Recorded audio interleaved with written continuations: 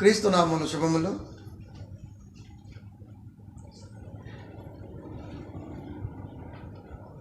దేవుని పిల్లలకు వందనములు. ఆదివారము, పునరుద్ధాన దినము.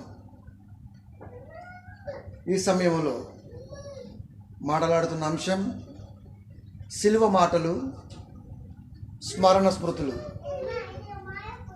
రెండవ మాటలోని 4వ భాగాన్ని మాట్లాడుతున్నాం. ఎందుకు ఇంత లోతుగా ఇన్ని కోణాలలో ఒక రిఫరెన్స్ని ఆలోచించవలసి ఉన్నది అంటే, మా ఇంటికి ఒక మాస్టర్ వచ్చాడు, ఒక ప్రొఫెసర్. వాళ్ళు వచ్చినారు, 2 స్క్వేర్ సంథింగ్ ఏదో లెక్క చెప్పాడు. 9th, 8th, 10th వరకు ఇది చెల్లుబాటు అవుతుంది. అండ్ దాని తర్వాత వెళ్ళే ప్రయాణంలో ఇది 4 కోణాలను చూపిస్తుంది అన్నాడు. అది గణిత శాస్త్రం, పోనీ సాంఘిక శాస్త్రం, పోనీ సామాన్య శాస్త్రం, ఏ శాస్త్రమైనా బైబిల్లో దేవుని మాట ఆధారంతోనే నడుస్తుంది. గణితమైన, సాంఘికమైన, సామాన్య శాస్త్రమైన ఒకటే తెలుసుకుంటే కొద్ది కాలానికి ఉపయోగపడుతుంది. దానిలో ఉన్న యాంగిల్ ఇంకెంత ఉన్నదో దాన్ని ఆలోచిస్తే జీవితంలో ఎప్పటికైనా పనిచేస్తుంది అని చెప్పాడు. నాకు అనిపించింది ఎంత గొప్పదనైనా బైబిల్ అని. 2 అంచులు గల ఖడ్గం, ఒక అంచుకి 4 కోణాలు ఉంటాయి. 4 ఎలా ఉంటాయి? ఒక అంచుకి నువ్వు కరెక్ట్గా ఆలోచిస్తే ఒక అంచుకు 4 కోణాలు ఉంటాయి. రెండవ అంచుకు 4 కోణాలు ఉంటాయి. అంటే ఇంచుమించుగా ఒక వాక్యం 8 లేదా 10 కోణాలను చూపిస్తుంది. కోణం, వీటిని ఖచ్చితంగా మనం ఆలోచించే తీరాలి. అందుకే లూకాసు వార్త 23వ అధ్యాయము 43వ వచనంలో సిలువల్లో దొంగతన్న మాట మళ్ళా ఒకసారి రిపీట్ చేసి చూద్దాం. అందుకు ఆయన వానితో, నేడు నీవు నాతో కూడా పరదేశులు ఉందువని నిశ్చయముగా ఏ మాత్రం సంశయం వలదు. నిశ్చయం అంటే సందేహం వద్దు, ఇంకా సంశయం వద్దు. ఇంకా ఇప్పుడు మనం ఆలోచించాలి, మరొక కోణంలో ఆలోచించాలి. వెంబడించలేదు, క్రైస్ట్ ఫాలోవర్ కాదు, క్రీస్తుని తెలిసినవాడు కాదు, ఏదో లక్కీగా వాడికి క్రీస్తుతో పాటు సిలువలో ఉండే అవకాశం అయితే వచ్చింది. వాడికి సావే కదండి మనది. అలాంటి స్థితిగతుల్లో చివరి మినిట్లో వాడు పరదేశి పొందుకున్నాడు అంటే దీని వెనకాల వాడి ఉద్దేశం ఆలోచించాం. ఇప్పుడు దీని వెనకాల దైవ ఉద్దేశం ఏమై ఉంటుంది? వాడికి ఎందుకు ఇచ్చాడు దేవుడు? వాడికి ఎందుకు ఇవ్వాల్సి వచ్చింది? 3 కోణాలు అయిపోయాయి, 4వ కోణాన్ని ఆలోచిస్తున్నాం. 4వ కోణములో దేవుడు ఏమి నేర్పాలి అనుకున్నాడు? ఈ 4వ కోణములో దేవుడు ఏ యాంగిల్ మనం ఆలోచించాలి? ఇన్ని యాంగిల్ మనం ఆలోచించగలిగితే ఖచ్చితంగా మనల్ని కొట్టేవాడు వాక్యంలో కనపడ్డాడు. అదే మీకు నేర్పుతూ ఉంటాను. మనల్ని కొట్టేవాడు కనపడ్డా ఇంకా వాక్యంలో. అలా కాదు అనటానికి అవకాశం ఉండదు. ఇంకా అంత గొప్పగా బైబిల్ని ఆలోచించవలసిన అవసరత ఉన్నది. అది ఇప్పుడు ఈ కోణంలో ఏముంది? ఈ కోణంలో ఏముంది? మానవ ఆలోచనతో లేదా మనకున్నటువంటి జ్ఞాన ఉద్దేశముతో దీన్ని ఎప్పుడు కూడా ముందుకు తీసుకెళ్ళడానికి వీల్లేదు. Bible is question to the Bible, Bible is answer to the Bible. బైబిల్కి బైబిలే, బైబిల్కి బైబిలే. అది ప్రశ్న అయినా సమాధానమైన. బయట నుంచి ఫర్ ఎగ్జాంపుల్ అన్న ఆలోచన బోధకుడు వాడకూడదు. ఎగ్జాంపుల్ ఏంది? ఎగ్జాంపుల్ లోకములో ఇతను చెప్పడానికి ఎగ్జాంపుల్ వాడతామే కానీ బైబిల్లో చెప్పడానికి వాక్యమే వాడాలి, అంతే. కాబట్టి ప్రియమైన దేవుని పిల్లరా, దీనిలో దాగి ఉన్న కోణం ఏమై ఉంటుంది? మనకు భక్తులు రాశారు గ్రంథాలు, భక్తులు రాశారు కార్యాలు, భక్తులు రాశారు సువార్తలు, భక్తులు రాశారు పత్రికలు. బైబిల్ 66 పుస్తకాలలో 4 కోణాలు ఉంటాయి: గ్రంథాలు, సువార్తలు, పత్రికలు, కార్యాలు.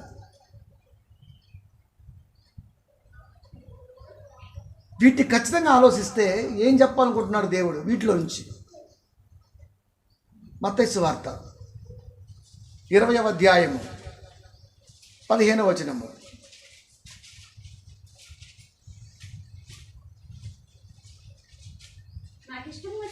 నాకిష్టము వచ్చినట్టు నా సొంత సొమ్ముతో చేయటం న్యాయము కాదా? నేను మంచివాడనైనందున నీకు కడుపు మంటగా ఉన్నదా అని చెప్పాను.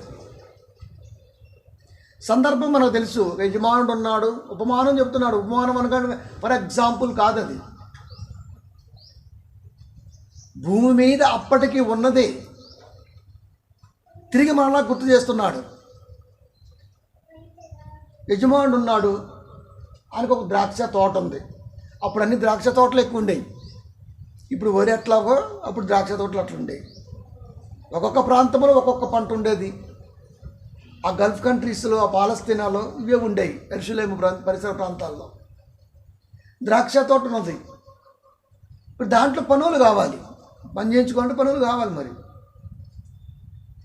పనులు కావాల్సి వచ్చినప్పుడు వెళ్ళాడు. ఎక్కడుంటారు పనులు? పని ఎత్తుక్కునే పనిలో ఎక్కడో ఉంటారు వాళ్ళు. ఒక అడ్డ వెళ్ళాడు. సాయంత్రం దాకా పని చేస్తే ₹1 ఇస్తా, నీకు ఓకేనా? ఓకే. తండ్రి తోటలో పనివారు లేరు, గుర్తుపెట్టుకోండి. తండ్రి తోటలో పనివారు లేరు. ఒక యజమానుడు, మనకి యజమానుడు తండ్రి. యజమానుడికి తోట ఉంది, తోటలో పని ఉంది. కానీ గుర్తెరిగి ఆ పని చేయడానికి వచ్చేవారు లేరు. ఎత్తుక్కుంటున్నాడు యేసుక్రీస్తు వారు. పని ఉన్నది, తోట ఉన్న యజమానుడికి పని ఉన్నది. పని ఉన్న ఆయన పని కోసం పనిమంతులు ఎత్తుకుంటున్నాడు. అంటే ఒక యజమానుడికి ఈ పని ఉన్నది అన్న సంగతి ఎవరు గుర్తెరిగే స్థితిలో లేరా? లేరు. లోకం ఫుల్ బిజీ, ప్రయాణాల్లో బిజీ, ఫంక్షన్లో బిజీ, పార్టీల్లో బిజీ, పబ్బుల్లో బిజీ, పొట్లాడుకోవటంలో బిజీ, పొట్లాలు కట్టుకోవడంలో బిజీ, ఇంకా అన్నిట్లో బిజీయే. అంటే ఆలోచన దృక్పథాన్ని ఏం చేశారు తెలుసా? సమాధి చేశారు. తోట ఉన్న ఆయన పిలిస్తేనే కదండి వెళ్ళేది. అడగన్న అమ్మాయినా పెట్టదు. ఈ సామెత ఎవడరా చెప్పింది? వాడు చిన్నప్పుడు ఆ నుంచి అడగడం, కానీ వాళ్ళ అమ్మాయి వాడిని పట్టుకొని 2 ఈపు మీద 2 పెట్టి నోట్లో ఒక ముద్ద పెట్టింది. వాడు అడిగాడా? అడిగాడా? అడిగాడా? ఆకలి అంటే ఏంటో తెలియని వయసులో నేర్పటం ప్రారంభించింది. ఆకలైన తర్వాత అడుగుతాడు, అమ్మ అన్నం పెట్టని. అంతే కదా. మాటలు రానప్పుడు కాదు. మరి అనుకుంటే చాలామంది మగోళ్ళు ఉంటారు. మరి వాళ్ళ పరిస్థితి ఏంది? వాళ్ళ పరిస్థితి ఏంది? అడగంది అమ్మాయినా పెట్టదు, మరి మోగోడికి ఎట్ట పెడుతుంది? సామెతలు అన్నీ చౌకబారు ఉద్దేశాలతో పుట్టినవే తప్ప, అందుకే మీరు ఇలాంటి సామెతలు వాడకూడదు అని సొలొమోను గారి ద్వారా లోకానికి సామెతల్ని దేవుడు ప్రసాదించాడు. లోకంలో సామెతలు అన్నీ బొక్కలే, ఎటు చూసినా చిల్లే కనపడింది. కనుక ప్రియమైన దేవుని పిల్లల, అన్ని విషయాల్లో ఒక తోట ఉంది, తోటలో పని ఉంది. ఆ పని గుర్తెరగకుండా పని కోసం వెతుకుతున్నారు. వారి కోసం నేను బయలుదేరాడు. కొంచెం ఆలోచించాలి. పిలిస్తేనే కదండి పనికి. ఇదన్నీ మానవ ఉద్దేశం. దైవ ఉద్దేశంలోకి వెళ్ళి ఆలోచిద్దాం. సరే, మొత్తానికైతే రాలేదు, వెళ్ళాడు. ఒకని బట్టాడు, పని ఇట్లుందని చెప్పాడు. అక్కడే వచ్చాడు. మరి రూపాయి ఇస్తాడు. మధ్యాహ్నం వెతుకుతున్నాడు. మధ్యాహ్నం అంటే అర్థం ఏంటి? తిరిగి మరణ ఒకనైతే తోటలో పంపించాడు, వాడు పని చేసుకుంటున్నాడు.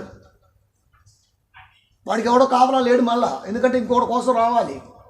అయ్యో వీడు ఒక్కడ ఇంత పని చేయగలడా, ఎందుకు సాయంత్రంలోపు అయిపోవాలా, వాడే చేస్తలే 10 రోజులు పడి అనుకోవట్లే. ఆయన తిరుగుతున్నాడు. మొత్తం ఇంకొకటి దొరికాడు. ఇట్లా పని ఉంది, సాయంత్రకాలం ₹1 ఇస్తా. అమ్మాయ మధ్యాహ్నం పైన ₹1 అవుతుందంటే హాఫ్ డేలో ఓకే. వాడు ఎగురు గద్దేశాడు. మళ్ళా ఎతుకుతున్నాడు. వాడిని పంపించాడు. ఇంతకు పని చేస్తున్నారు లేదని పక్కన పెట్టండి. తోటలో కదా పంపాడు. ₹1 ఇస్తా అన్నాడు. సాయంత్రం అవుతుంది, వెళ్ళిపోయే సమయం. ఇంకొకటి ఎందుకు రావాలి? సరే, ఆయనకు అర్జెంట్ అయిందని తెచ్చుకున్నాడు. అందరికీ వెళ్ళేటప్పుడు వచ్చాడు, జస్ట్ అట్లా పుల్ల తీసి పక్కన వేసాడు, వెళ్ళిపోతున్నారు డబ్బులు తీసుకొని. మొదటి వాడు అనుకుంటున్నాడు, మధ్యలో ఎలాగ అనుకోడు. వాడు హాఫ్ డే శాలరీ కాబట్టి ఓకే అనుకుంటాడు. మొదటి వాడు ఏమనుకుంటాడంటే, నేను మార్నింగ్ వచ్చాను, సాయంత్రం వెళ్తున్నా, ₹1 వాడికి ఇప్పుడు వచ్చిన వాడికి ఇస్తున్నాడు ఏంటి అనుకున్నాడు. అంతేగాని రోడ్డు పక్కనే తోట ఉంది, మరి అయ్యా పని ఏమైనా ఉందా అని అడగమండి మనం. ఈ రోజున ఖాళీ కూర్చుంటామా ఇంట్లో? టెక్నాలజీ పెరిగింది కాబట్టి ఫోన్ ఉంది, మన దగ్గర బోళ్ళ కాంటాక్ట్లు ఉంటాయి. అన్న పని ఏమైనా ఉందా, ఎవరైనా చెప్పన్నా, ఉంటే చెప్పన్నా, ఖాళీగా ఉంటున్నా 10 రోజులు మంటే అడుక్కోమండి మనం. రోడ్డు పక్కనే తోట ఉంది. రోడ్డు అంటే వెళ్ళే మార్గంలో తోట ఉంది, కనపడుతుంది, ఏపుగా పెరిగింది. అరే యజమాని పంట పండింది అడగట్లేదు ఏంటి, పోయి మనమని అడుగుదామని ఆలోచన అనుకుని ఉందా? ఉండదు. అది పరిచారం. మినిస్ట్రీ అంటే అర్థం అది, పరిచారం అంటే. ఆ తలంపు మిస్ అయింది అక్కడ. అంటే మానవాళి తలంపు మిస్ అయ్యేసరికి దేవుడు రంగంలోకి దిగాడు. నాయనా పనుంది రండి, నాయనా పనుంది రండి. తలంపు ఎందుకు మిస్ అయింది? మనం అడుగుతాం కదా. ఒక ఆటో డ్రైవర్ అడుగుతాడు, ఎవరైనా పోతుంటే, వాడు వెనకాల ఆర్టీసీ రాని, కారే రాని, సర్ర పక్కన తీసి లెఫ్ట్కో రైట్కో లాగుతాడు. అంతే, ఇంకా ఇటు చూడ్డం, ఎక్కడికమ్మా అంటాడు. అంతే, ఎక్కడికి అంటాడు. వాడు వెనకాలకి ఏమంటుంటాడు. ఎందుకు? మిస్ అయితే టికెట్ పోద్ది, ₹10 వస్తాయి కదా. వెతుక్కొని మరీ సాయంత్రానికి ఇంట్లోకి డబ్బులు తెచ్చుకుంటామే. వెళుతున్న మార్గంలో ఏపుగా పెరిగిన తోటలో పని ఉందన్న సంగతి తెలిసి కూడా అడగకుండా అడ్డాలో ఉండి పని కోసం వెతుకుతున్నారంటే వాళ్ళని ఏమనాలి? మానవ మెంటాలిటీ అది, మనిషి మెంటాలిటీ. సరే, దాన్ని కూడా లెక్కలో తీసుకోవాలా. మొత్తానికైతే పిలిచాడు, ఇచ్చాడు. ఇప్పుడు మొదటి వాడికి అన్యాయం చేయలేదు, ఎందుకంటే నువ్వు ₹1 వడంబడ్డావు కాబట్టి నీకు అదే ఇస్తా అన్నాడు. రెండోవాడు మాట్లాడలే, మూడో వాడికి అవసరం లేదు. ఇప్పుడు మొదటి వాడు ఎందుకు అనుకున్నాడు? సనుక్కుంటున్నాడు, ఇప్పుడు వచ్చాడు ₹1 ఇవ్వటం ఏంది అని. ఎప్పటి నుంచో వెంబడిస్తున్న వారికి పరదేశీ అయితే దక్కే ఛాన్స్ ఉందో తెలియదు, కానీ అప్పటికప్పుడు సిలువలో కనపడి ఆయన దగ్గర ఒక ముసల కన్నీరు 2 చుక్కలు కార్చి, నీ చిత్తమైతే ఆయన తగ్గింపుతో మాట్లాడినప్పుడు నేను ఎలా టెంప్ట్ అవుతాడు? అక్కడ టెంప్ట్ అవ్వలా.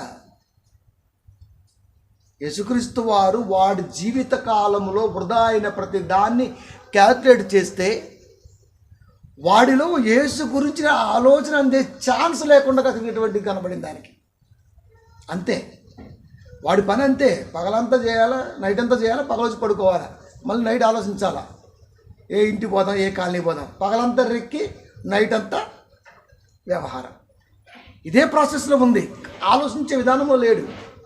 అందుకనే వీడు ఆలోచించి తొలగిపోయి ఉంటే దక్కేది కాదు. మళ్ళా క్రీస్తు గురించి తెలుసుండి తొలగిపోయి ఉంటే దక్కేది కాదు. 6:1 మనకి ఎబ్రిలో కనపడుద్ది. ఒకసారి వెలిగింపబడి పరలోక సంబంధమైన వరము రుచి చూచి మరలా తప్పిపోతే అలాంటి వాడిని వెలిగించడం చాలా కష్టం. వీడికి ఆ ఛాన్స్ లేదు, వీడికి ఆ ఉద్దేశం కూడా లేదు. నిలువెత్తు స్కాన్ చేస్తే ఇడిలో ఆ కోణం లేదు కాబట్టి నేడు నీవు నాతో కూడా పరదేశంలో ఉందువు. అదే మనకు బైబిల్ కొద్ది తెలిసిండి, చెప్పగలిగే స్థితి ఉండి ఇలాంటి వేషాలు వేసామనుకోండి, దేవుడికి అర్థమైంది, ఓహో ఇది తేడా ఉందిరా బాబు అంటాడంతే. కాబట్టి ప్రియమైన దేవుని పిల్లరా, స్కాన్ చేసినప్పుడు వాడిలో ఆ కోణం లేదు. వాడు అడిగిన దాంట్లో ఆ అన్నిటినీ దాటి అడుగుతున్నటువంటి ఆ సమయంలో వాడికి పశ్చాత్తాపం ఎంత ఉన్నదయ్యా అంటే వాటిని పక్కకు నెట్టి అంత గొప్పగా ఉంది. వాడు అందుకు ఆశీర్వదింపబడ్డాడు. క్రీస్తు ఎగిరి అవ్వాల్సి వచ్చింది వాడితో. దీన్ని బట్టి మనకి ఏమర్థం అవుతుంది? దొంగకి ఎందుకు ఇచ్చాడయ్యా అంటే ఈ కోణం కూడా కనపడుతుంది మనకి. ఇంకా 4 కోణాలు ఆలోచించాలి దీని గురించి. చెప్పాను ముందే మీకు 8 కోణాలు ఆగిపోతుందని. అంటే ప్రియమైన దేవుని పిల్లరా, ఏముంటుంది వాక్యంలో? ఇన్ని కోణాల్లో దేవుడు ఎందుకు మానవాళికి చెప్పాలి అనుకుంటున్నాడు? ప్రామాణిక గ్రంథంగా బైబిల్ని లోకములో ఎందుకు పెట్టాడు? నిత్య జీవాన్ని ఇచ్చేదానిగా దీన్ని ఎందుకు ఇంత గొప్పగా ముద్రించి మన మధ్యకి తీసుకొచ్చి ఇచ్చాడు?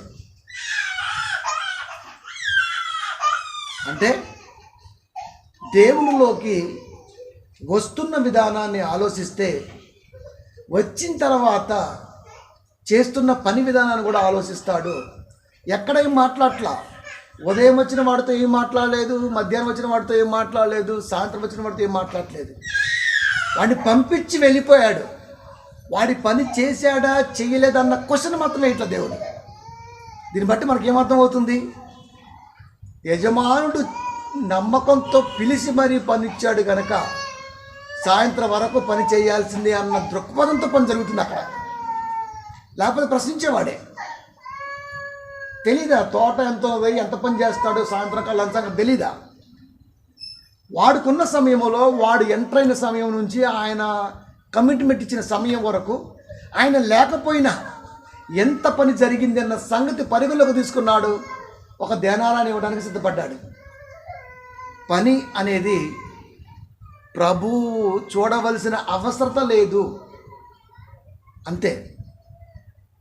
మనమైతే చిన్నప్పుడు నేను కూడా వెళ్ళాం కదండి, మరి 5 రూపాయలు అప్పుడు నాకు. ఆడు రైతు ఉంటేనే పని చేసేది, రైతు లేకపోతే ఇక చెట్ల కింద వ్యవహారమే మాట్లాడుతూ ఉండేది. మళ్ళీ వస్తూ ఉంటే మళ్ళీ అప్పటికప్పుడు బిల్డప్ ఇచ్చేది. మళ్ళీ సాయంత్రం 5 తర్వాత మధ్యలో ఎండప్పుడు 2-3 గంటలు రాడు. ఆ చెట్టు కింద మనం చెట్ల కింద. మళ్ళీ సాయంత్రం 5 ఏంటంటే అప్పుడు దాకా ఏదో పొడిసిన వాళ్ళలాగా ఆయాసపడుతుంటాం మనం. నిజం, బై ఎక్స్పీరియన్స్ చేశాను కాబట్టి చెబుతున్నా. దీన్ని బట్టి ఏమర్థం అవుతుంది? రైతుకు తెలుస్తుంది. అందుకని ఎంత ఎండైనా నెత్తి మీద టవల్ వేసుకొని మన వెనకాలే తిరుగుతూ ఉంటాడు. ఒక పక్క ఆయన భార్య, ఒక పక్క ఈయన. చెయ్యరు. యజమానుడు లేకపోతే పని జరగదు. అంటే బద్ధకానికి నిలువెత్తు నిదర్శనం అన్నమాట మానవాళి. బద్ధకానికి. ప్రియమైన దేవుని పిల్లారా, తోటలోకి వెళ్ళిన తర్వాత యజమానుడు లేడు, అంతే. చెయ్యాలనుకున్నాడు, చేస్తూనే ఉన్నాడు. ఏం ప్రశ్నించకుండా ప్రతిఫలం ఇచ్చేసాడు. పోనీ మనకు అప్లై చేసుకుంటే, మనం ఏదైనా దేవుణ్ణి నమ్మిన దగ్గర నుంచి, కమిట్మెంట్ ఇచ్చిన దగ్గర నుంచి మనం ఆయన ముందు ఒక రకంగా, ఆయన లేకుండా ఒక రకంగా ఉంటామంటే ఖచ్చితంగా ఉంటాం. దైవ పని, పరిచారం. పని అంటే తోట అంటే యజమానుడు అంటే దేవుడు, తోట అంటే సువార్త గురించిన ఆలోచన, దానికి ముందు జరగవలసింది పరిచారం, పని. ఇవేమీ కూడా ఉండవు. ఎందుకుండవు? ఇవేమి కూడా ఎందుకుండవంటే అక్కడి నుంచి ఎదగటానికి నేర్పుదల మన దగ్గర లేదు. అది కష్టపడి ఎమ్మెల్యే అయిన దానికి, తండ్రి పోయిన తర్వాత మధ్యంతర ఎన్నికలు వచ్చి ఎమ్మెల్యే అయిన దానికి చాలా తేడా ఉంటుంది. తండ్రి పోయింది కాబట్టి సానుభూతితో ఓట్లు పడతాయి, తాత పోయింది కాబట్టి సానుభూతితో ఓట్లు పడతాయి.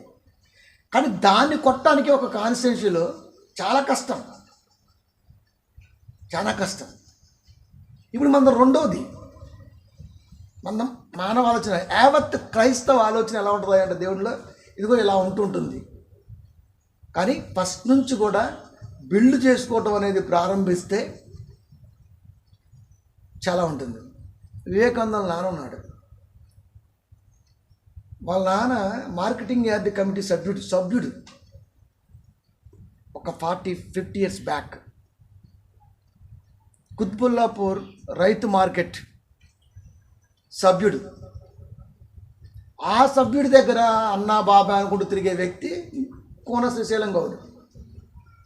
మనోడు చిన్నోడు వయసు వచ్చినాక చదువుకోవడానికి పక్కకి వెళ్ళాడు.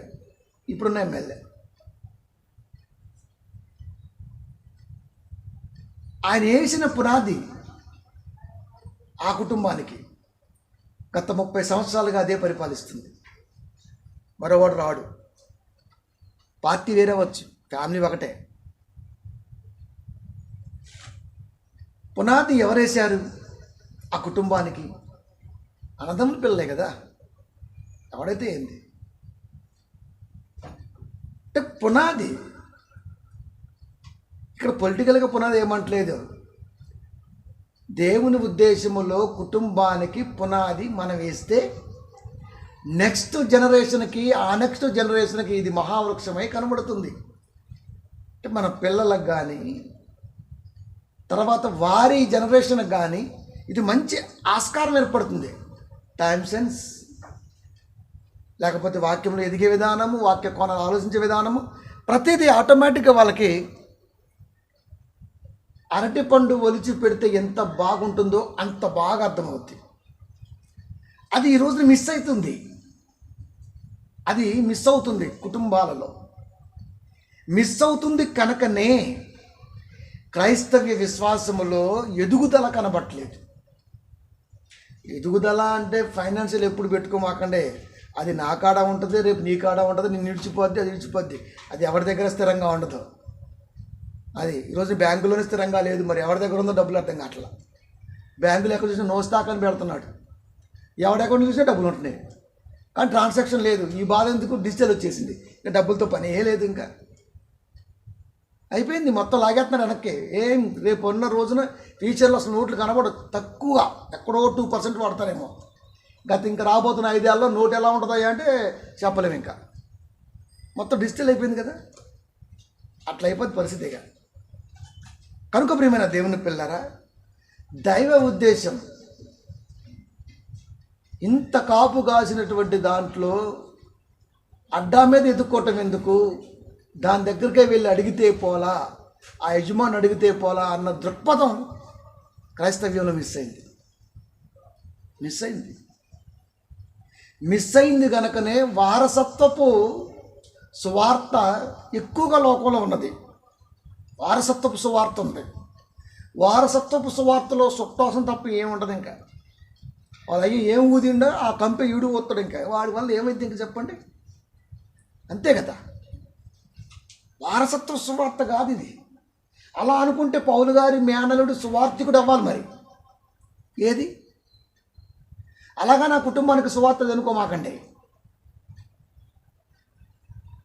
కనుక ప్రియమైన దేవుని పిల్లరా, వారసత్వపు సువార్త అంతగా ఆత్మీయత మీద ఎఫెక్ట్ ఉండదు. అందుకనే వివిధ రకాల మనస్తత్వాలు, వివిధ రకాల ప్రాంతతత్వాలతో కూడినటువంటి మనుషులు ఒక స్వార్థికుడితో ప్రయాణం చేశారు. ఎత్తుక్కుంటూ వచ్చాడు తెలుసా మీకు? లేఖనముల యందు ప్రావీణ్యత కలిగి ఒక ప్రాంతము నుంచి మరొక ప్రాంతానికి వచ్చి యోహాను బాప్తీసు మాత్రమే తెలుసుకొని యేసుని గురించి కూడా ఆలోచించడానికి అపోల్లో అనే విద్వాంసుడు వచ్చాడు. మామూలు విషయం కాదు అది. ఆయనకు తెలుసు. ఆయన దాని గురించి బోధిస్తుంటే అకుల ప్రిస్కిల్లా ఏ విధంగా అయితే పౌలు గారికి వాక్య ఉద్దేశాన్ని నేర్పారో అదే ప్రేమతో అపోల్లో కూడా వాక్యాన్ని నేర్పారు, లోతులో నేర్పారు. ఆసక్తి, ఎత్తుక్కోవటం. అపోల్లో విద్వాంసుడు అర్థం లేఖనములు యందు ప్రావీణ్యం. అంతటి విద్వాంసుడే క్రీస్తు అంటే ఏంటో తెలుసుకోవటానికి ఒక ప్రాంతం నుంచి మరొక ప్రాంతానికి వచ్చి ఆయన గురించిన ఆలోచనలో ప్రయాణం చేస్తుంటే, మనం లేఖన సారాలలో ప్రయాణం మాత్రం నత్తనడగ్గా ఉంటుంది. మనం ఈజ్ ఈక్వల్ టు క్రిస్టియానిటీ. దాంట్లో ప్రయాణించి ఎవరైనా సరే ఒక అడుగు ముందుకేసి వెళ్తుంటే కొండిలు బట్టి లాగుతూ ఉంటారు కిందకి. సైకాలజీ అంటే పుషింగ్ ఇవ్వటం అంటే దాంట్లో ఉన్న లోతు పాతులను చెప్పటం, అది పుషింగ్. మరొకటేంటి లాగటం. ఎలా లాగుతాం? దేవుడు కనబడి మాట్లాడితేనే నువ్వు వాక్యం ఇక్కడ నిలబడటానికి అర్హుడివి. దీన్ని ఏమంటారు? ఆయన కనపడ్డు మాట్లాడ్డాడు అంటే నువ్వు అనర్హుడివే లైఫ్ లాంగ్. కానీ దేవుని మనసు అలాంటి బోధ ఎప్పటికీ చేయదు. ఆడున్నదే అందరూ కావాలి ఆయనకి. ఉదయం వచ్చిన వాడు కావాలి, మధ్యాహ్నం వచ్చిన వాడు కావాలి, చివరి మినిట్లో వచ్చిన వాడు కావాలి. అది కనుక ప్రియమైన దేవుని పిల్లారా, దేవుళ్ళు ఎదుగుతున్నప్పుడు ప్రతి దాన్ని ఖచ్చితమైనటువంటి దిశానిర్దేశముతో ఆలోచింపచేసి తీర్చిదిద్దడానికి వాక్యంలో ఒక కంకణం అయితే కట్టుకుంటే అది ఖచ్చితంగా దేవుడు మెచ్చేంత గొప్పగా ఉంటుంది. లేకపోతే ఈర్ష్య గూడు కట్టుకుంటుంది. సంఘాలు ఎక్కువ అదే ఉంటుంది తెలుసా మీకు? ఎందుకుంటో చెప్పండి. వాక్యం నేర్పడానికి వాళ్ళు ఎందుకు ఇష్టపడరు అంతే. అందుకే వాక్యాలు నేర్పకుండా అర్ధరాత్రి ప్రార్థన అంటాడు, అంతే గొలుసు ప్రార్థన అంటాడు. ఇప్పుడు మనం ఏం చేస్తాం? తెల్లవారం మెలుగుతూ ఉంటాం.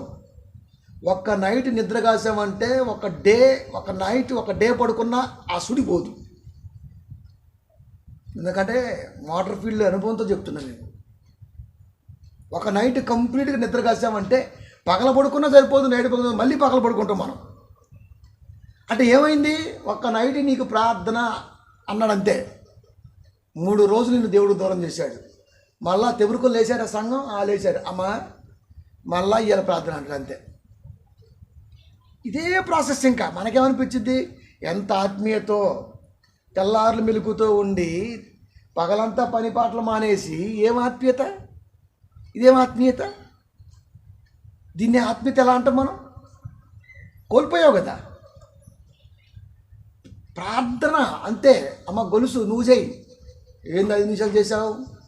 ఏమో 5 నిమిషాలు చేసింది ఏంటి? మారతా కట్టడం అంతే. ఇంకా అంటే ఇప్పుడు అర్థం ఏంటి? ఇక వెనకాలంకి అర్థమైపోద్ది, ఓహో ఇప్పుడు పావుమాట చేయాలని. ఇక దంచిద్ది, అందుట్లో ఇంకా పొడుగులు మొత్తం వచ్చేస్తుంటాయి. అంటే ఏం చేసింది తెలుసా? దేవుళ్ళలోనే ఉండు, దైవజ్ఞానం లేకుండా ఉండు. అది వాక్యం ఎప్పుడు కూడా ఇష్టపడద్దంటే అసలు నేను ఒప్పుకోను, దేవుడు కూడా ఒప్పుకోడు. ఎప్పుడైతే ఒక మంచి ఆలోచన కలిగి ఉంటామో అది ముదురు అనుకున్న వాడిని వెనక్కి నెట్టి మనల్ని ముందుకు పెట్టిద్ది. కింద వచ్చిన అదే ఉంది. 20వ అధ్యాయము మత్తయి సువార్త 16వ వచనము. ఈ ప్రకారమే కడపటివారు మొదటివారగుదురు, మొదటివారు కడపటివారగుదురు. అంటే అర్థం ఏంటి? 40 ఏళ్ళగా ఉన్నది మా ఊర్లో సంఘం, కానీ మనం వెళ్ళి వాక్యం చెప్పామంటే మొత్తం కింద నుంచి పైదాకా తడుతుంటుంది. ఇంకా పోసుకుంటారు అంతే. ఎందుకు చెప్పండి?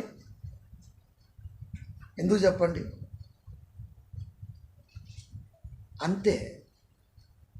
ఏం చెప్పినా దానికి సాటి రాదు. మొదటివారు కడపటివారు కుదురు. 3 నెలల ట్రైనింగ్, ఒక సర్టిఫికెట్ ఏం చేసుకోవడానికి? 3 నెలలు నువ్వు ఏం నేర్చుకుంటావు? ఒక్క మాటలో ఉన్న భావాన్ని ఆలోచించడానికి నిలబట్టింది. 7 మాటల్లో భావం ఆలోచించడానికి 7 నెలలు పట్టింది. 7 మాటలే ఆఫ్టర్ ఆల్. సిలువలో పలికిన 7 మాటలకే 7 నెలలు పడితే 3 నెలల్లో నువ్వు బైబిల్ ట్రైనింగ్ ఎలా ఇస్తావు సార్? పోనీ మనమని ఆలోచిస్తామా? ఏది కట్టించుకొని ఏది కట్టించుకోకపోయినా సర్టిఫికెట్ మాత్రం ఫ్రేమ్ కట్టించి పెడతాం మనం. ఎందుకు? అబ్బాయి చేసిండు బీబీసీనే అది. మరి బొత్తెగా బైబిల్ రాని క్యాండిడేట్ బీబీసీ అంటే. బీటీహెచ్ అంటే అంతే, ఇంకా టీహెచ్ అంటే థూ. అదే బైబిల్ రాదు నీ బతుకు చెడ థూ అనుసాడు అక్కడ దేవుడు. బ్యాచిలర్ ఆఫ్ థియాలజీ కాదు అది. బైబిల్ రాదురా అని చెబుతున్నాడు వాడే. 3 నెలలు ఎట్లా నేర్చుకుంటున్నావు నువ్వు? 5,000 సర్టిఫికేట్ బాగా అంటున్నాడు. అయ్యగారు మీరు మ్యారేజ్ సర్టిఫికేట్ తీసుకోండి చాలు ఆయన చేసిన పెళ్ళి వరకు. చాలు, ఏదైనా అనుభవం వచ్చేస్తుంటుంది కదండి. మనం 5 పెళ్ళి చేశాం చాలు, ఇంకా చాలు. పిలిస్తే పోవడం లేదంటే వెనక్కి రావటమే, మళ్ళీ ముందుకు అడిగేసే పనే లేదు ఇంకా. అంతేనా? అంతే. ఇంకా ఇప్పుడు అది తీసుకుని ఏం చేయాలా? ఏం చేయాలి? ప్రియమైన దేవుని పిల్లారా, ఆ ప్రకారమే కడపటి వారు మొదటివారు అగుదురు, మొదటివారు కడపటి వారు అగుదురు. అంటే ఎప్పటి నుంచో మేము దేవుళ్ళలో ఉంటున్నాం అని చెప్పుకున్నవాడు ముందు అనుకుంటాం కానీ వెనక్కి వెళ్ళిపోతాడు. అప్పుడే దేవుళ్ళకి వచ్చిన వాడు అన్ని విషయాల్లో, సంఘంలో కానీ, పరిచారంలో కానీ, దేవుని యొక్క ఉద్దేశంలో కానీ, ప్రతి దాంట్లో వాడు ముందుంటాడు. మనం ఏదైనా చేయగలం కానీ చీపురు పట్టుకొని చేరేద్దామంటే ఊడ్చి మన మనసు ఒప్పుకోదు. ఇది పరిచారం. పరిచారం అంటే అర్థం ఏంటి? పరిచారం అంటే దొడ్డ పని అంటే అర్థం ఏంటి? అధ్యక్ష పదవి ఆశించేవాడు దొడ్డ పని చేయాలి. రక్షణ టీవీలో దొడ్డి పని అని చెప్పి నేను ఒక ఆయన ఫోన్ చేసి, అయ్యగారు so and so reference Dodda పని ఉంది కదా అన్నాడు. అవునా? అర్రే వాళ్ళు చెప్పానయ్యా తప్పు అన్నా. మీరు చూసుకోవాలి అయ్యగారు నేషనల్ స్పీకర్స్ అయినప్పుడు అన్నాడు. టైం ఉందా నాన్న అన్న. ఉందా అయ్యగారు అన్నాడు. కూర్చోను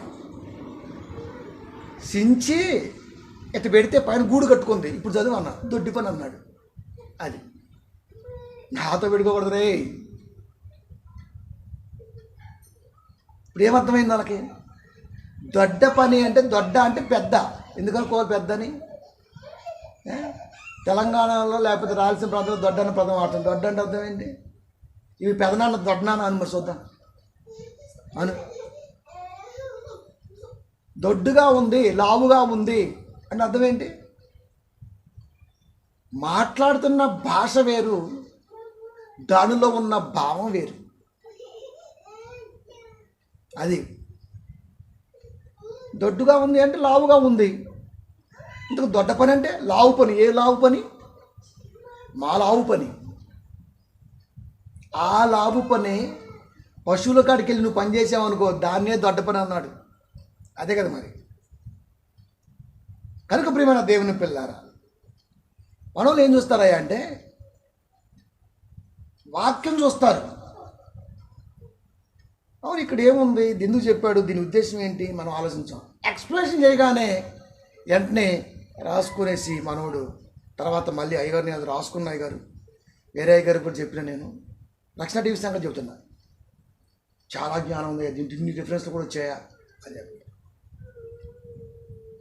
కనుక ప్రియమైన దేవుని పిల్లారా, అంటే వీళ్ళు ఎలాంటి వాళ్ళు అంటే ముందు ఎవడెక్కడ ఎవడెక్కడ ఎవడెక్కడ. మనం ప్రసంగం చెప్పేటప్పుడు పాస్ట్లో 6, 8 అమ్మ అని చెప్తుంది. యాక్చువల్గా అది 8, 7 లేకపోతే 10, 6 ఉంటుంది ప్రసంగిలో. సమయంపబోన్నది అనేది 8, 6లో 8, 7లో కనపడుద్ది, 10, 6లో కనపడుద్ది. ఫ్లోలో ఏం చేస్తామయ్యా అంటే అది ఇటు రేట్ పడుద్ది. 6, 8 అన్నాం. 6, 8 అది ఎందుకు ఉంటుంది? అది వేరేది ఉంటుంది. అది అంటే ఇక్కడ చెబుతున్న భావం ఎలా ఉండాలి అంటే దీని గురించి రేపు ఏం జరుగుతుందో తెలియదు కాబట్టి అన్న భావం చెప్పిన తర్వాత రెఫరెన్స్ కోడ్ చేస్తాం ఒక్కోసారి మనం. చూసావా తప్పు చెప్పేశాడు. ఒరే ఆల్రెడీ రిఫరెన్స్ చెప్పిన తర్వాత అంకె చెప్పేటప్పుడు తప్పు ఎందుకు అవుతుంది? అది అంకె సహజంగా అటు ఇటు పడుతుంటుంది. ఇంత ప్రసంగంలో ఎన్నో దొరుకుతుంటాయి.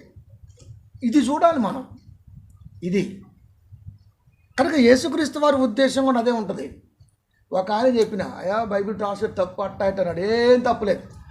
తప్పు అయితే పళ్ళు సున్నా తీయాలని చెప్పి తీయొద్దు కలపొద్దని చెప్పి 22:18-19 చెప్పడు యేసుక్రీస్తు వారు. మరి యేసుక్రీస్తు వారు అక్క చెల్లెండ్రు లేరుగా. యేసుక్రీస్తు వారికి అక్క ఎందుకు లేదు? అక్క ఉందా? అక్కుంటే పరిశుద్ధులు అయ్యాడు. అక్క ఉంది కాబట్టి పరిశుద్ధుడు అయ్యాడు. అక్క ఎలా ఉంది అయ్యారు? అక్క ఎలా ఉంది యేసుక్రీస్తు వారికి? అక్క ఎందుకు లేదు? నువ్వు బైబిల్ బాగా చదువు. చదివినా యేసుక్రీస్తు వారికి లాస్ట్లో చెల్లి పుట్టింది 4 తర్వాత. మరి అంతకంటే ఎవరు పుట్టలేదా? అంతకంటే ఎవరు పుట్టలేదా? పుట్టలే. పుడితే పరిశుద్ధుడు ఎలా అవుతాడు? అబ్బా ఏం చెప్పావు? ట్రాన్స్లేట్ చేసేటప్పుడు ఈజ్ మై సిస్టర్ అన్నాం అనుకో.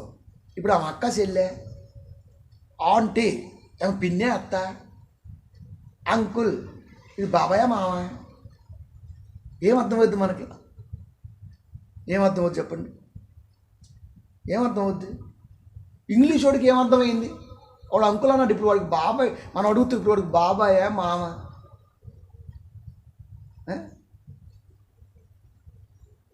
అంకుల్ అంటే అంకులే అనుకోరాదు. ఏదైతే నీకెందుకు? దాని గురించి మళ్ళీ ఎలకతోడు ఎందుకు? భావం ట్రాన్స్లేట్ చేసేటప్పుడు సహోదరి మనులు అన్నమంటే అక్క చెల్లెండ్రు. అలాగని అక్కుందని కాదు. అక్కడ అక్కుందని కాదు. నీ అక్క నేను దంతా అంటే వాడికి అక్కుందే దంతానికి. అక్కది కాడు తనడా? ఆడి తన్నాడు. ఆ మాట అన్ని తన్నాడు. మరి అక్కలేదుగా తనకూడదుగా.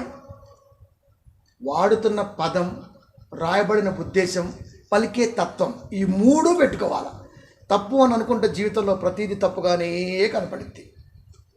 అక్క చెల్లెంట అన్నాడు అంటే మాట్లాడుతున్నప్పుడు వడ్లవారి కుమారుడు కాదా? అక్క చెల్లెంట మనతో లేరా? మీకు చెప్పేటప్పుడు అక్కలేదయ్యా అని చెప్పడానికి అవకాశం ఉంది. ఇదే విషయాన్ని బయట పబ్లిక్కి వెళ్ళిపోయి చెప్పామనుకో, మరి లేనప్పుడు ఎందుకు రాశాడు మీ దేవుడు?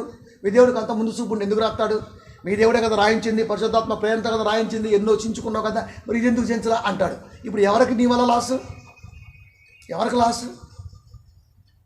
ఎవరికి లాసు? దేవాది దేవునికి, పరిశుద్ధాత్మ దేవునికి ప్రేమతో రాయించాడు. నువ్వేదో మానవ నేత్రాలతో మానవ జ్ఞానంతో చదివి బైబిల్ ఇలా ఉండకూడదు స్టేజీకి చెప్తుంటాడు. స్టేజీకి చెప్తావా? ప్రేమన దేవుని పిల్లారా, అందుకే బైబిల్ కంప్లీట్గా దైవ సంగతులతోనే ఆలోచించాలా. అది కనుక ఇలాంటి వాళ్ళ వల్ల ఏమవుతున్నాయంటే, ఇలాంటి వారు ఏమవుతారంటే దేవుని దృష్టిలో ఇదిగో ముందున్నారు కదా నాన్న, ఇది వెనక్కి వచ్చేయండి. ఇంత గొప్పగా ఆలోచించే కదా వెనకుండి ముందుకెళ్ళిపో. మొదటి వారు కడపటి వారు అవుతారు. వెనకోడు ముందుకి, ముందోడు వెనక్కి వస్తాడు. ఇప్పుడు ఒకటి ఆలోచించాల. 5:20-21 రోమా.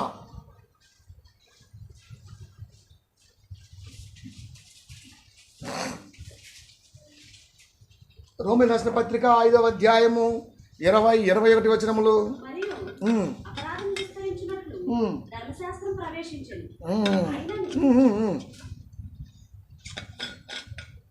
పౌలు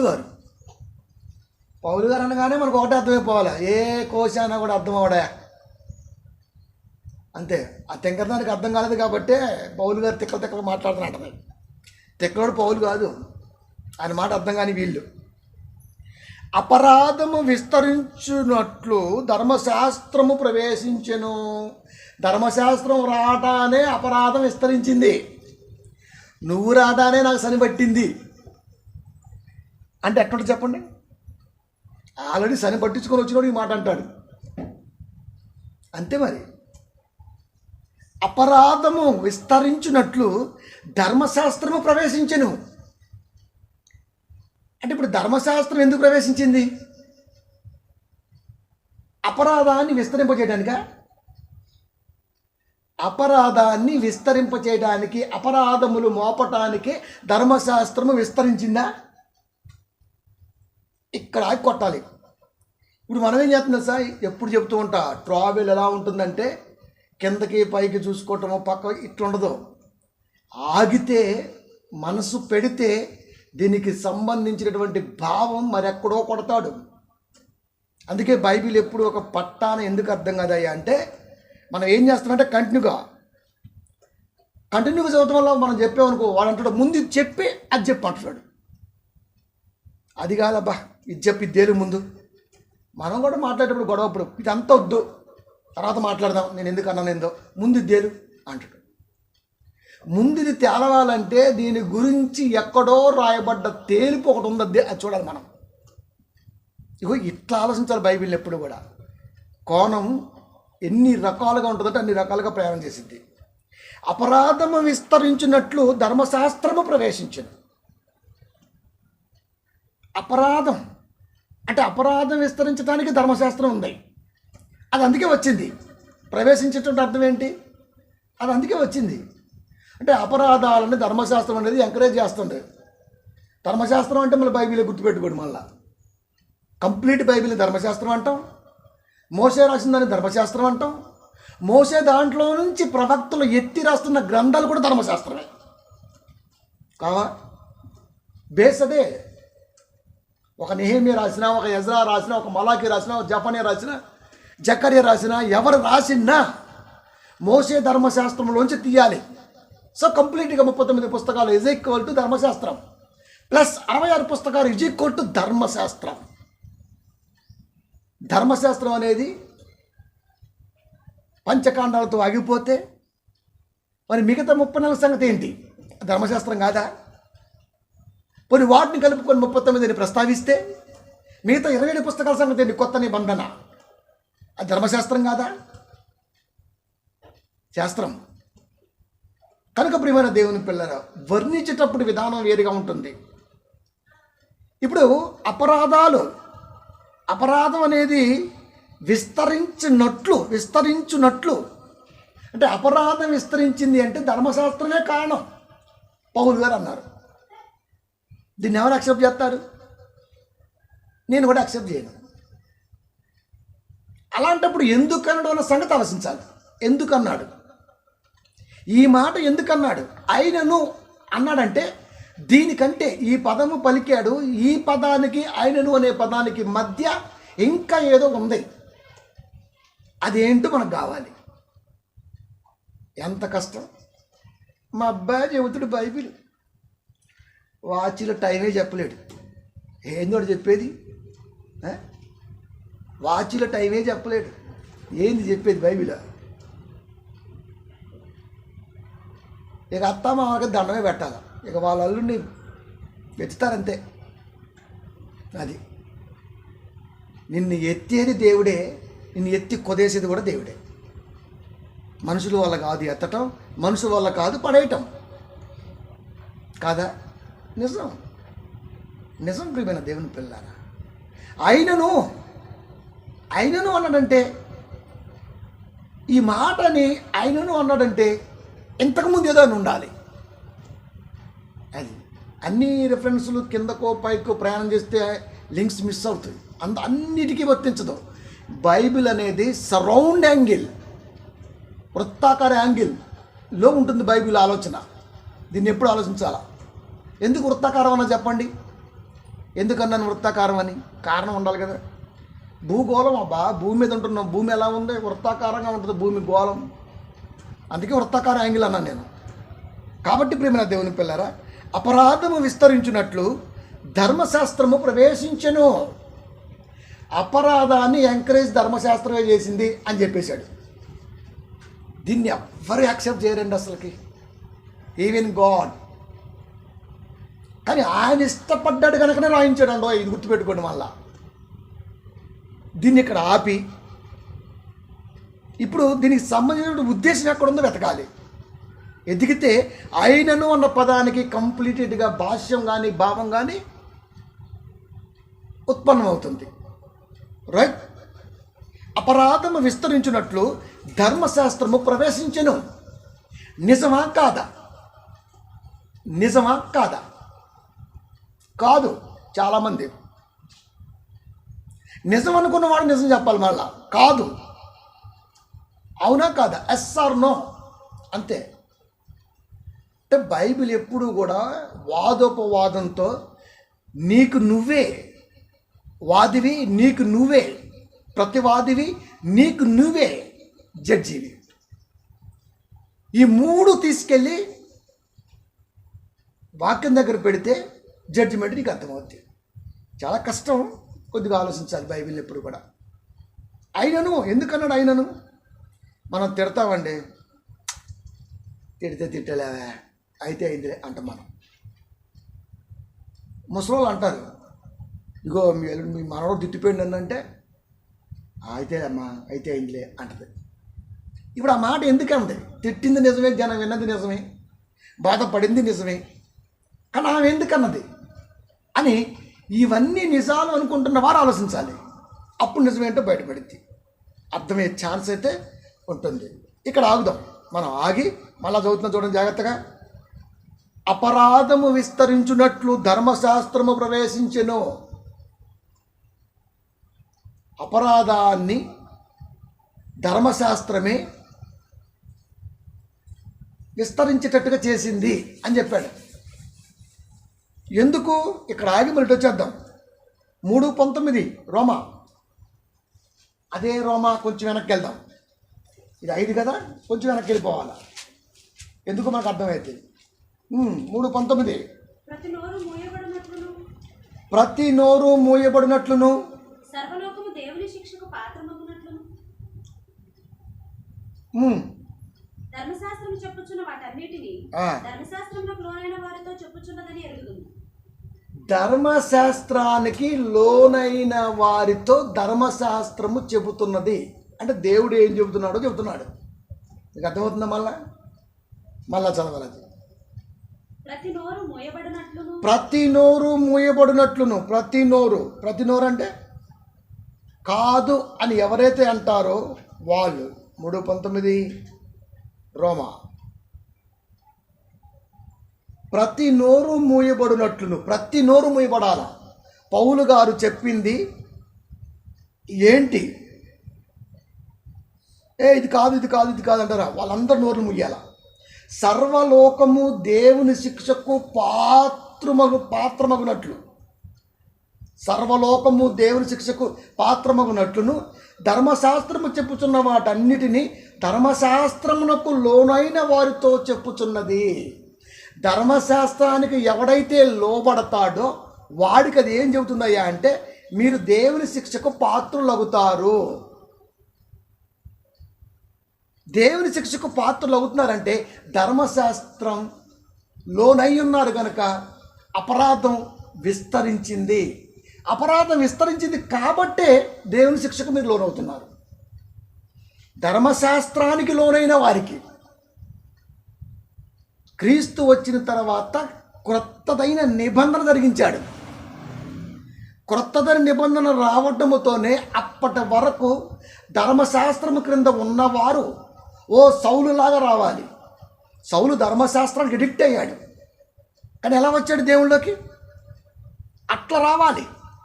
ధర్మశాస్త్రం అనేది పెద్దపాల శిక్ష, నర్సరీ లేదా P1 P2 P3 అంతవరకే, లేదా LKG UKG అయిపోయాయి, అన్నీ పోగొడతారు. రేపు D1 D2 వచ్చేంతే మన ఇష్టం, ఎన్నేం పెట్టుకోవచ్చు పేర్లు ఉంది. కానీ అంటే ఆలు నేర్చుకున్న వాడికి నాకు అన్నీ వచ్చు అనుకోవటం కరెక్ట్ కాదు. నేర్పడానికి ఉపయోగపడింది అంతే నర్సరీ. అక్కడ నువ్వు పునాది వేసుకుంటే seventh first time national level వెళ్ళిపోతుంది ఎగ్జామ్, స్టేట్ లెవెల్లో వెళ్ళిపోతుంది ఎగ్జామ్. అప్పుడు దాకా లోకలే ఉంటుంది. అది 5 వరకు లోకలే. ఆ మాస్టర్లు దిద్దేస్తారు, స్కూల్ లెవెల్ దిద్దేస్తారు మార్కులు. ఏం బోర్డు ఏం దిద్దదు దాన్ని. 6వ తరగతి 5వ తరగతి కిందకి అన్ని ఎవరు దిద్దుతారు అనుకుంటున్నారు? టీచర్లు దిద్దుతారు. ఆ స్కూల్ యాజమాన్యానికి అర్హత ఉంది. 7th వచ్చేసరికి స్టేట్ బయటికి వెళ్ళిపోతుంది. 8th 9th మళ్ళీ ఇల్లు దిద్దుతారు. ఇక 10th కానీ వెళ్ళిపోతుంటుంది. అంటే అర్థం ఏంటి? 1 నుంచి 6 వరకు పాస్ అయితే పాస్ అయినట్టు కాదు. మీ టీచర్లు లేదా మీ నాన్న ఫ్రెండో లేకపోతే నీ పరిస్థితి చూసుకో జాలిపడో సంథింగ్ ఏదో చేసి పాస్ చేయించారేమో, కానీ స్టేట్ వైడ్గా అంటే రుచి చూపిస్తున్నాడు. జీవితం అనేది ఎదగడానికి అవకాశం ఉన్నది, దిద్దడానికి వేరేవాడు ఒకడు ఉన్నాడు జాగ్రత్త అని జస్ట్ జరికిచ్చి వెళ్ళేస్తుంది. ధర్మశాస్త్రం కూడా అంతే. నువ్వు దేవుల్లో ఎదగడానికి ఇవి నీకు పనిచేస్తాయి. నర్సులో నేర్చుకున్న అలా ఐఏఎస్లో ఉంటాయి, ఐపీఎస్లో ఉంటాయి. జీవితంలో ఏ ఉద్యోగం చేసినా అలా ఉంటాయి, కొత్తగా ఉండవు. అలాగే నర్సుతో సమానంగా పెట్టగలమా దాన్ని? లేదు. ఐఏఎస్తో సమానంగా పోల్చగలమా? లేదు. అలాగని ఇక్కడ లేని అక్కడ ఉన్నాయా? ఎక్కడ ఉన్నాయి అక్కడ ఉన్నాయి. అలాగని అవి ఇవి ఒకటేనా? అక్షరాలు ఒకటవచ్చు, కానీ వాటి వెనకాల దాగి ఉన్న అర్థాలు మాత్రం వేరుంటుంది. ధర్మశాస్త్రం కూడా అదే. దేవుడంటే, దేవుని ఉద్దేశం అంటే, దేవుని యొక్క సంకల్పం ఏదైనా ఉన్నది అంటే తెలుసుకోవటానికి మాత్రం ఉపయోగపడింది. పరిపూర్ణంగా తెలుసుకోవటానికి ఖచ్చితంగా క్రొత్త నిబంధనలకు రావాల్సిందే. అందుకే 3:19 వాడాడు. ధర్మశాస్త్రానికి లోనైన వారికి అది మనసులో పెట్టుకొని, లోనైన వారు అంటే ఖచ్చితంగా దేవుని పాత్రకు, దేవుని శిక్షకు పాత్రలు అవుతారు. కాబట్టి అపరాధము విస్తరించినట్టే, దాంట్లోంచి బయటికి రానంత వరకు విస్తరించినట్టే. ఆయనను అంటే రిలీఫ్ ఏదో చెప్పుతున్నాడు. పాపము మరణమును ఆధారము చేసుకొని ఎలాగూ ఏలెనో. పాపము మరణాన్ని ఆధారం చేసుకుందంట. పాపము, ఆజ్ఞ అతిక్రమము మరణాన్ని, ఈ జీవిత కాలములో ఉన్నటువంటి జీవిత కాలాన్ని అడాప్ట్ చేసుకున్నది. అంటే బ్రతుకు కాలం అంతా దేవుడి మాటల్ని వక్రీకరిస్తూ, లేకపోతే కాంట్రడిక్షన్ ఆలోచన దాని మీద పెట్టుకుంటూ, లేకపోతే ఇది తప్పు అంటూ, అది ఒప్పు అంటూ, డూమ్ అనుకుంటూ ఇలా సాగుతున్నవే. దాన్ని వాడిన బైబిల్ భాష. పాపము మరణమును ఆధారం చేసుకుంది నీకు నాకు దోస్తి. అది ఎలాగో ఏలేనో పరిపాలిస్తున్న రెండు కలిపి. ఇప్పుడు అలాగే నిత్య జీవము కలుగుటకై ఏ విధంగా అయితే పాపము మరణాన్ని కలుపుకొని ఏలుతుందో, అలా నిత్య జీవం ఒకటి ఉంది కదా. నిత్య జీవము కలగటానికి నీతి ద్వారా కృపయు. నీతి అంటే ధర్మశాస్త్ర విడుదల. గుర్తుపెట్టుకోండి. నీతి అనగానే అన్ని పరిభాషలో యేసుక్రీస్తుని పెట్టుకోమాకండి. అన్నీ అలాగే ఉండవు అక్కడ. అది భావం వస్తున్నప్పుడు ఏం చెప్పాలనుకుంటున్నాడు? నీతి అంటే ధర్మశాస్త్రం విడుదల. ధర్మశాస్త్రంలో బంధింపబడి ఉండటం అపరాధం. ధర్మశాస్త్రం నుంచి బయటికి రావటం నీతి. క్రీస్తు ఎలాగో కాకపోడు, కానీ డైరెక్ట్గా వెళ్ళడానికి వీల్లేదు పదం. ఓకే. అలాగే నిత్య జీవం అంటే మనకు తెలుసు, పరలోకం, పరదేశి దేవుతో ఉండటం. నీతి ద్వారా కృపయు మన ప్రభు అయిన యేసుక్రీస్తు మూలముగా ఏలు నిమిత్తము. నీతి ద్వారా కృప ప్రభు అయిన యేసుక్రీస్తు ద్వారా ఏలాలి. ధర్మశాస్త్రంలోంచి బయటకు వచ్చిన వాడు యేసుక్రీస్తు వారిని వెంబడించటమే ఏలటం. ఏలటం అంటే పరిపాలన. ధర్మశాస్త్రం నుంచి బయటపడ్డవాడు ఖచ్చితంగా యేసుక్రీస్తు వారిని అనుసరిస్తే ఆ కృప ఏలుతుంది వాడిలో. ఆ కృప వాళ్ళలో ఉంటుంది. పాపము ఎక్కడ విస్తరించునో అక్కడ కృప అపరిమితముగా విస్తరించును. ధర్మశాస్త్రము ఎక్కడైతే బలంగా ఉంటుందో అక్కడ నీతి అనే దేవుని కృప మూలముగా ఏముంటుందయ్యా అంటే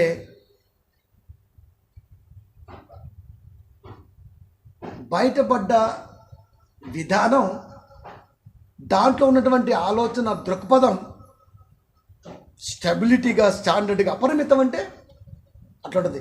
సింపుల్గా 2 మొక్కలు చెప్పాలంటే, దేవుళ్ళో ఉంటున్నాము అనుకున్న వాడికి దేవుడంటే ఏంటో చేస్తూ చూపించి దానిలో వాడిని నిలబెట్టడానికి ఎవరైతే పరిచారాన్ని ఎన్నుకుంటారో, ఆ ఉద్దేశం ఎన్నుకుంటారో వారికి సంబంధించినటువంటి ఒక మంచి మేలుకరమైన మాటగా దీని పరిగణలోకి తీసుకునే ఛాన్స్ ఉంటుంది. కష్టం, ఎందుకంటే పౌలు గారి మాట రావడంతోనే ఆలోచించడానికి కష్టంగా ఉంటుంది.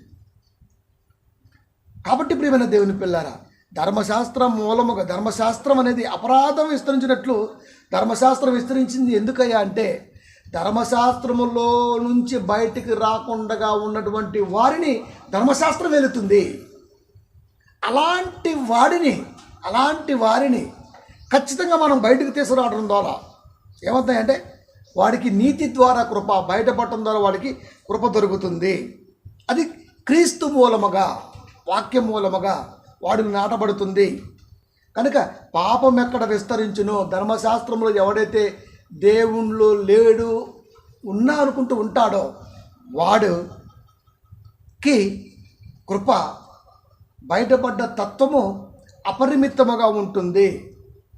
కనుక అప్పటి వరకు ఎవరు చెప్పనిటువంటి క్రీస్తు సంగతులు ధర్మశాస్త్ర బోధకులు కూడా పౌలు గారు చెప్పగలిగారంటే అదే దాని అర్థం. అప్పటి వరకు వాళ్ళకి తెలియని సంగతులు చెప్పగలిగారంటే అది క్రీస్తు కృప. అందుకే చాలాసార్లు మాట్లాడతాడు, క్రీస్తు కృపను బట్టి మిమ్మును పిలిచిన వానిని విడిచి తిరిగి మరలా మీరు ధర్మశాస్త్రంలోకి వెళ్ళిపోతున్నారు. ధర్మశాస్త్రంలోంచి రావటం విడుదల, అది కృప. మరలా అక్కడికే వెళ్ళిపోతున్నారు. క్రీస్తు స్వరూపం మీ యందు ఏర్పడే వరకు మరలా నాకు చాలా బాధే కలుగుతుంది. అంటే ఏ మాత్రం కూడా వాక్యం మీద ప్రేమ లేకుండా చెప్పడానికి మాత్రమే వాక్యం ఉన్నది అన్న దూరంలో ఎదిగే వాడికి ఇది మాత్రం సురక. వాడు ఆగంగా ఆటం కాకుండా వాడు చుట్టూ వాళ్ళతో ఆగం చేస్తూ ఉంటాడు. అంతే కదండి. మరి వాడు ఆగమైపోయేది కాకుండా తన చుట్టూ ఉన్న వాటిని కూడా ఆగం చేస్తూ ఉంటాడు. 6:14 రోమా.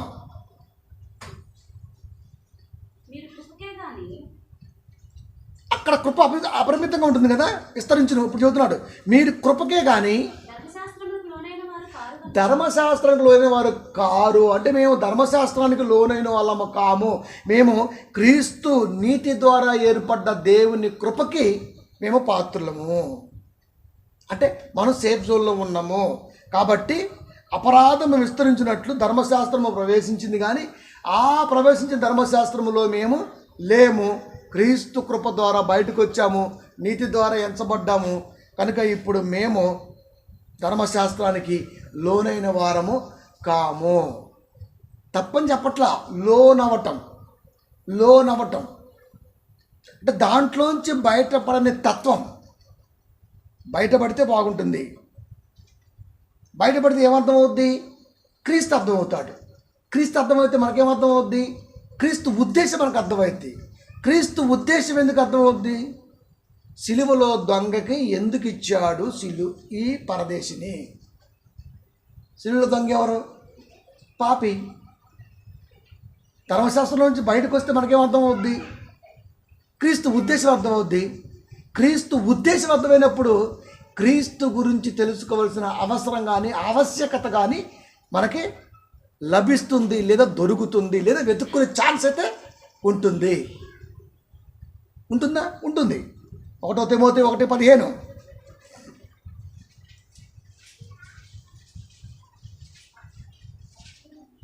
పాపులను రక్షించుటకు క్రీస్తు యేసు లోకమునకు వచ్చెను అను వాక్యము నమ్మదగినదియు పూర్ణంగీకారమునకు యోగ్యమైనదియునై ఉన్నది. అట్టి వారిలో నేను ప్రధానుడను. పాపులను రక్షించుటకు ధర్మశాస్త్రానికి లోనై ఎవరైతే ఉంటున్నారో వారిని, ఆజ్ఞ అతిక్రమంలో ఉన్నటువంటి వారిని రక్షించటానికి, లేదా లోక సంబంధమైనటువంటి విధానములో దేవుని ఉద్దేశానికి దూరంగా ఉంటున్న వారికి, దూరంగా ఉంచుతున్న వారికి, వీళ్ళంతా కూడా వాక్యం లేని వారే కాబట్టి పాపులు, సిన్స్, పాపం. పాపులను రక్షించుటకు క్రీస్తు యేసు లోకమునకు వచ్చెను అను వాక్యము నమ్మదగినది. యేసుక్రీస్తు వారు ఎందుకు వచ్చారు లోకానికంటే పాపులను రక్షించుటకు. వాక్యం లేని జీవితాలని, కట్టబడని జీవితాలని, ఎదిగించుకోవడానికి అవకాశం ఉన్న చేర్చుకునే జీవితాలని మరలా తిరిగి కట్టడానికి ఈ లోకానికి వచ్చాడు. ఇప్పుడు దొంగ, వీడికి ఎన్ని అప్లై అవుతాయా? వాడు పాపి, వాడు రక్షించాడు. కట్టబట్టం లేదు, ఆల్రెడీ కట్టబడ్డాడు శిలోకి. ఇంకెక్కడ కట్టబడతాడు? ఇక నెట్టబట్టమే చచ్చిపోతే బొందలోకి. ఛాన్స్ లేదు. కానీ ఆత్మకు ఛాన్స్ ఉంది కదా. శరీరములో ఆత్మ ఉండగా సరి చేసుకునే ఛాన్స్ కోల్పోయాడు. కానీ ఆత్మకన్నా ఛాన్స్ ఉంది కదా సెకండరీగా. ఆ ఆత్మకి నీడనిచ్చాడు, పరదేశులు అవకాశాన్ని కల్పించాడు. అంత ఈజీగా ఏమి ఇవ్వాల. ఇవన్నీ కూడా వాడిలో ప్రయాణం చేస్తున్నవి. వాడిని ఆలోచిస్తూ క్రీస్తు మనసుని ఆలోచిస్తున్న మనలో కూడా ప్రయాణము చేయవలసిన అవసరత చాలా చాలా ఉంటుంది. కాబట్టి పాపులను రక్షించుటకు క్రీస్తు యేసు లోకానికి వచ్చాడు అనే మాట నమ్మదగినది, పూర్ణ అంగీకారానికి యోగ్యమైనది. అట్టి వారిలో నేనే ప్రధానుడును. ధర్మశాస్త్రం ఉన్న నేను అపరాధము నాలో గొప్పగా విస్తరించి ఉన్నది. ధర్మశాస్త్రాన్ని కలిగి ఉన్న నాలో అపరాధము గొప్పగా విస్తరించి ఉన్నది.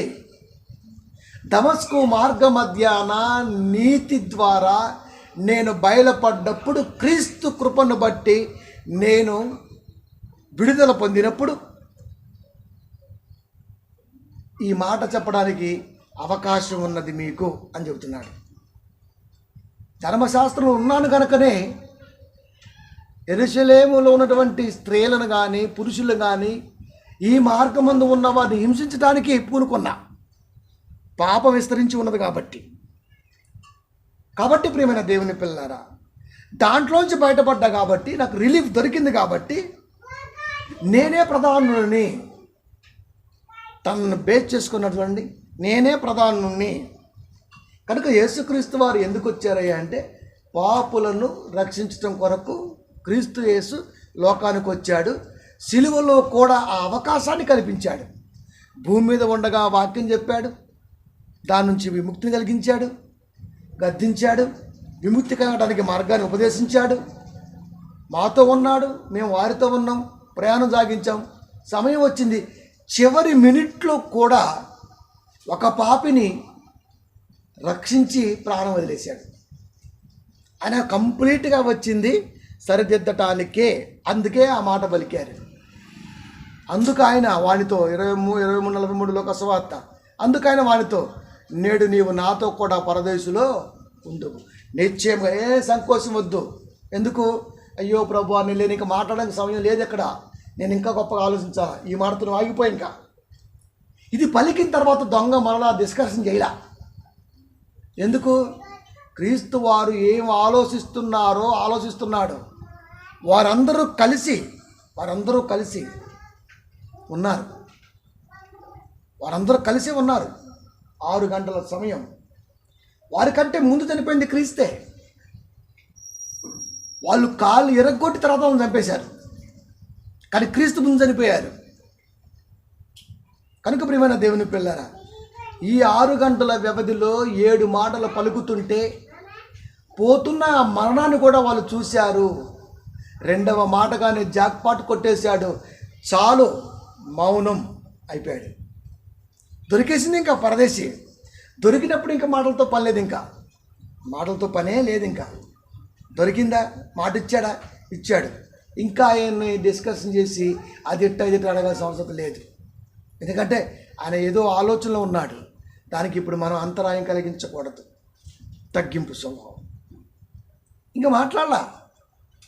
ఆ మాట తర్వాత అది కాదు ప్రభువా అన్న ఆలోచనే లేదు. అందుకే భూమి మీద బతుకున్నప్పుడు ఒక మంచి మాట చెప్పారు, నీ మాట అవునంటే అవును, కాదంటే కాదు. అంతేనా? అంతే. కాబట్టి ప్రియమైన దేవుని పిల్లరా, దొంగకి ఎందుకు ఇచ్చాడయ్యా అంటే, ఫస్ట్ నుంచి క్రిస్టియానిటీలో ఉన్నా, లేదా మధ్యలో తెలుసుకొని దేవుళ్ళలో ఉన్నా, లేదా లాస్ట్ మినిట్లో దేవుళ్ళలో ఉన్నా, ఆయన పరిగణలోకి తీసుకొని నీ ఉద్దేశాన్ని ఆయన ఆలోచించి పరదేశి ఇస్తే సంతోషం. ఇచ్చేది ఆయన. అలాగని ముందునోడికి ఇస్తాడా, మధ్యలోడికి ఇస్తాడా, చివరోడికి ఇస్తాడా అంటే, భూమి మీద ఆయన ఉద్దేశములు కలిగి ఉన్న మనస్సాక్షి పరిచారం నిమిత్తము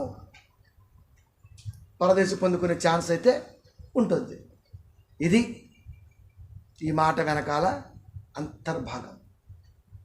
కనుక ప్రియమైన దేవుని పిల్లరా, ఎందుకు అన్నాడయ్యా అంటే ఇంత ఆలోచించాల్సి వచ్చింది. శుక్రవారం 5వ భాగాన్ని ఆలోచిద్దాం. దేవుడి కొన్ని మాటలు దీవించి ఆశీర్వదించును గాక. ఆమేన్. Praise the lord.